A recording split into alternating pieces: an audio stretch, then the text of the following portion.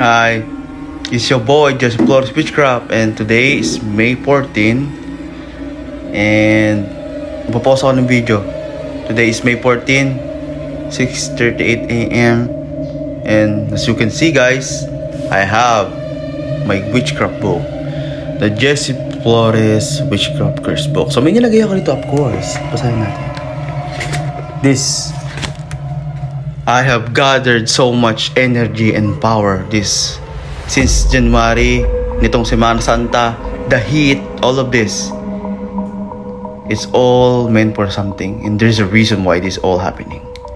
So, long story short, things you just can't comprehend. Only I can understand it. And syempre, try to explain it sa mga clients ko, but hear this. Ano ba yung nilagay ko dito sa course? I just Flores Witchcraft. Summon a curse. Philippine governor's official will die. Whoever ties and connected to drug dealings and corruption will be heavily affected and will be cursed. May 14, 24. So yun. That's it. Ito lang yun. Ito lang naman yun. I'm not playing around, kids. I'm heavily and dead serious in the eyes. So may mga governor's official around Philippines will suffer. Lahat ng tied lang sa alam niyo na, corruption, drug dealing. This has to stop.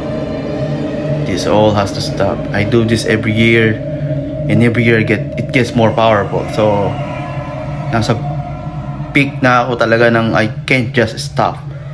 And this is not just for me, this is for all of us. So yun lang, gusto ko lang i-share sa inyo to. So yes, abangan nyo na ang mga balita na magkakalat. Mga balita na maaalala nyo ako. Alright? So I'm not gonna drop some names, pero if they are connected to some things like that, then